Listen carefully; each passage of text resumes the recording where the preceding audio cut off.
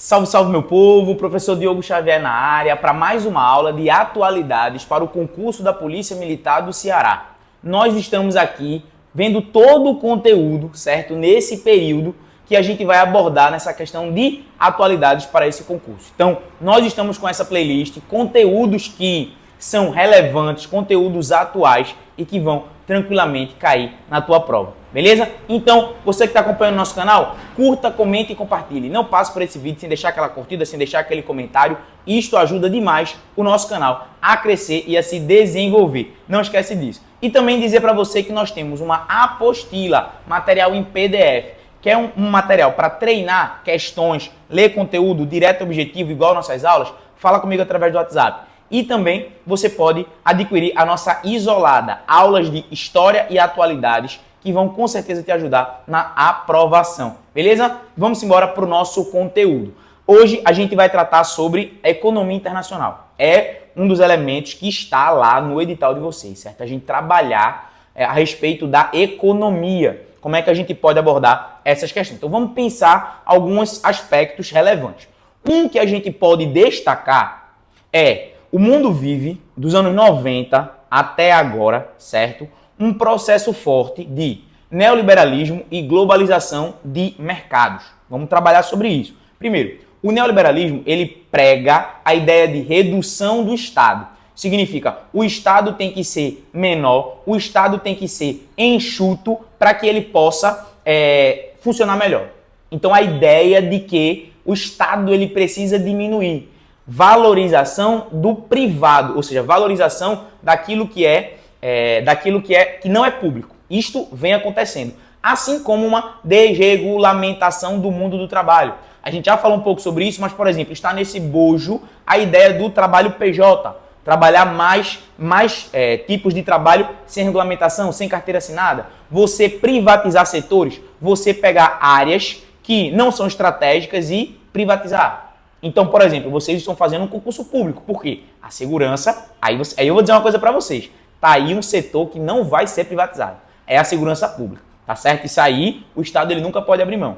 Mas, por exemplo, cozinheiro, cozinheira, a pessoa que vai limpar o batalhão, o motorista, esses cargos que são chamados de não são cargos fins, eles, muitos lugares, na imensa maioria, são privatizados, são entregues a empresas privadas. Então, isto é o que vem acontecendo.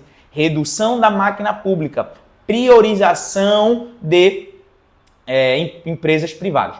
E a globalização de mercados. Aqui eu quero que você entenda um negócio. Aqui isto é um grande evento do século XXI principalmente. Vamos lá. Nós temos na Ásia um crescimento absurdo, principalmente dos países do chamado leste asiático. Então aqui a gente tem a China muito forte, Taiwan, Bangladesh, vários desses países. O que aconteceu? São mercados excelentes para indústrias. Então, as indústrias, as mega indústrias, elas começaram a se instalar nesses territórios. Óbvio que isso é um processo que acontece já há mais tempo, certo? Mas isso se intensificou. Então, essas indústrias, elas estão muito localizadas nesses países asiáticos. O que aconteceu com isso? Você tem uma globalização de mercados. Então, por exemplo, tu pega vou pegar aqui um controle que está na minha mão. Ele pode ter a tecnologia dele sendo produzida no Vale do Silício nos Estados Unidos, como vai pensar ele. As peças vão ser produzidas em Taiwan, a montagem vai ser na China, a empresa que distribui isso...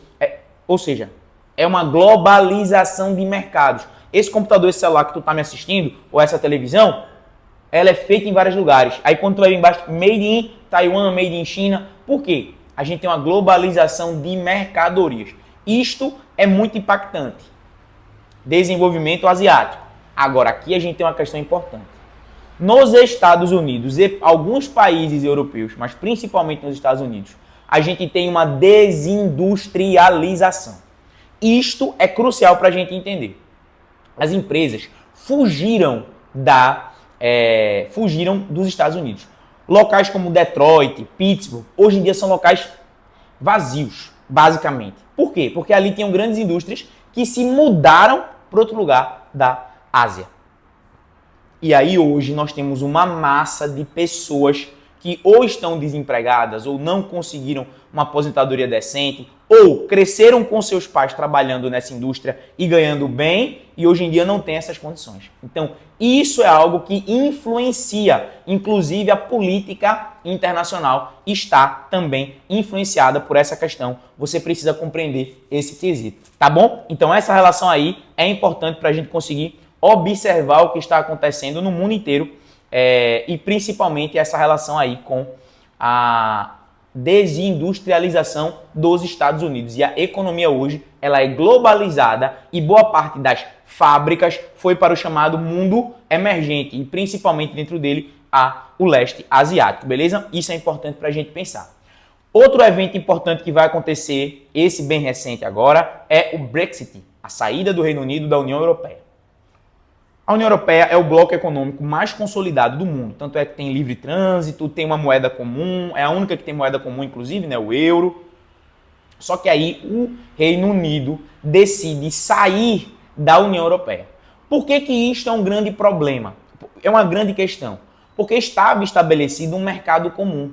Então, as mercadorias não tinham fronteira, as pessoas também podiam passar livremente e agora isto se transformou. O Reino Unido hoje já percebe que teve várias perdas econômicas com relação a isso, mas eles mantêm, eles continuam nessa perspectiva aí eles continuam na perspectiva da exclusão, da saída do Reino Unido. Por quê? Aqui a gente tem algo que nós já falamos. A presença de refugiados, a lógica do medo dos refugiados é uma constante na Europa como um todo e no Reino Unido isso é muito influenciado. Então existe essa localização diferente, esta saída do Reino Unido que vai causar impactos econômicos visíveis no mundo inteiro. Como é que o Reino Unido ele tenta reverter isso? Ele sai, ele vai saindo ele vai buscando outros mercados, outros mecanismos para conseguir reverter isso. Então, tanto o primeiro-ministro agora, né, do Reino Unido, primeiro-ministro, depois foi primeiro-ministro, teve uma grande confusão nesse momento, né? Mas o que eles vão fazer? A gente vai ter eles saindo para buscar novos mercados. Os que se fecharam com a saída da União Europeia, agora eles vão tentar reabrir. Então, isso é um processo importante, além de uma redução da força da União Europeia, porque uma das 7 maiores economias do mundo saiu do bloco. Beleza? Pausa para água.